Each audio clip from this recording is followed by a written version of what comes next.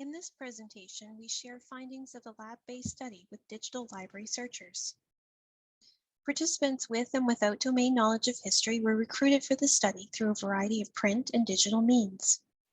75 people agreed to take part. The age range was 19 to 69 years old. About 1/3 were students, and the remainder worked full or part-time in a variety of occupations. We used items from Bailey's Search Expertise Questionnaire, first to identify people who sought information about history online, frequently or infrequently. These people were classified as high or low history information seeking, or HIS. This was how we operationalized domain knowledge in the study. Domain knowledge concerns the topic or subject area. We also used 8 items to calculate a search technique familiarity score, and to distinguish those with low and high search technique familiarity, or STF. We used this measure to operationalize search skill or knowledge. We were interested in the interaction of search and domain knowledge, and we created 4 groupings. Participants interacted with the BC Historical Books Collection, an open access digital library hosted by UBC Library. Participants were given time at the start of the study to explore the digital library with a suggested search topic. The study included 3 search tasks based on Kim's task taxonomy: factual, exploratory, and interpretive. The tasks were all on the same topic and were meant to become more complex as the information seeking process unfolded. Pre-session surveys asked about search experience and demographics, and there were pre- and post-task questions about searchers' perceptions.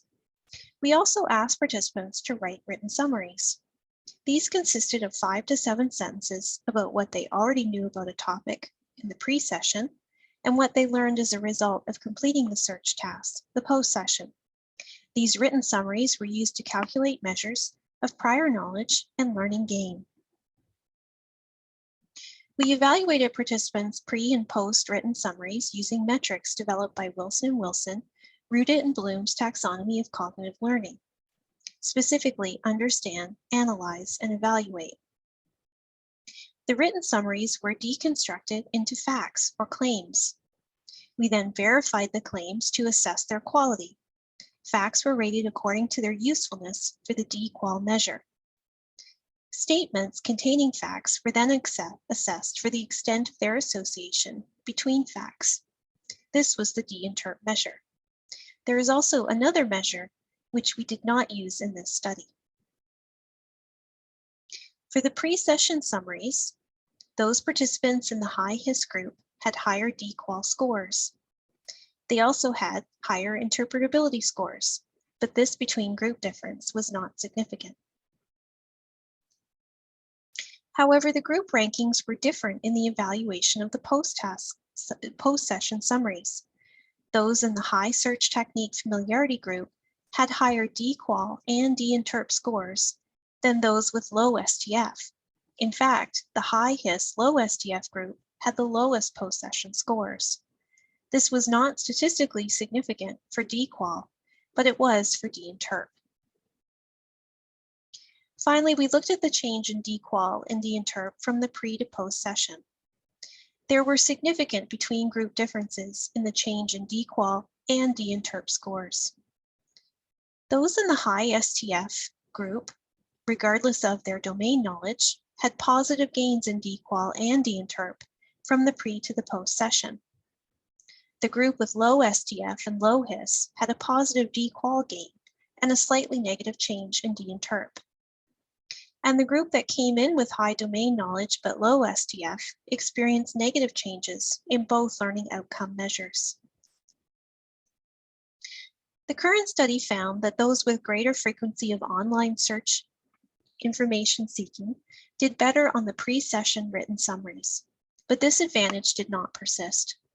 These findings are somewhat incongruent with previous research that has reported that people with higher levels of domain knowledge made learning gains, while the learning gains of searchers with low levels of domain knowledge declined over the course of a search.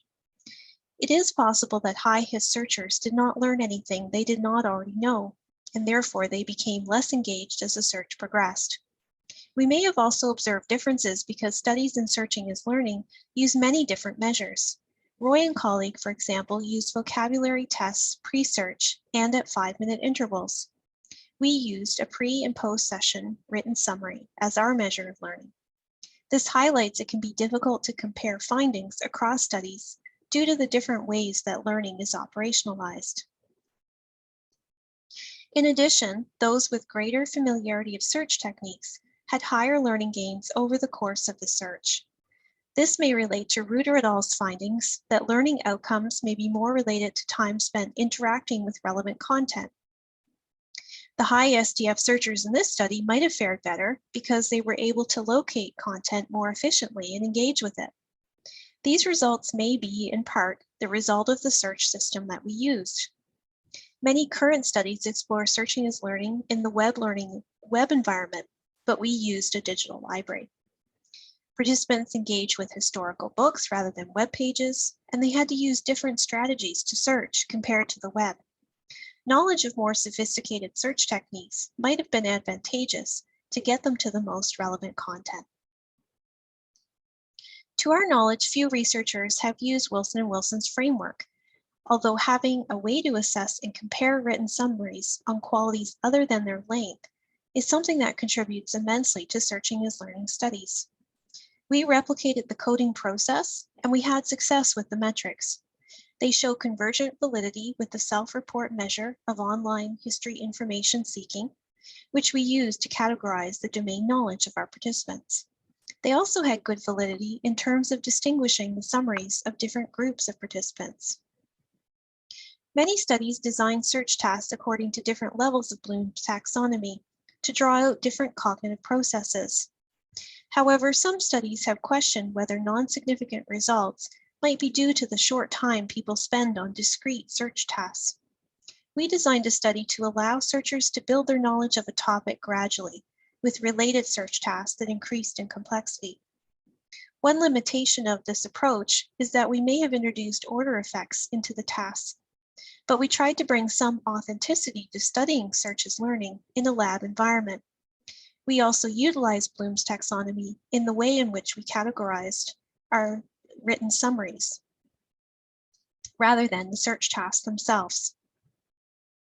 Thank you for listening, and please read our paper, where we share more data about the search behaviors of our participants based on their level of domain and search knowledge.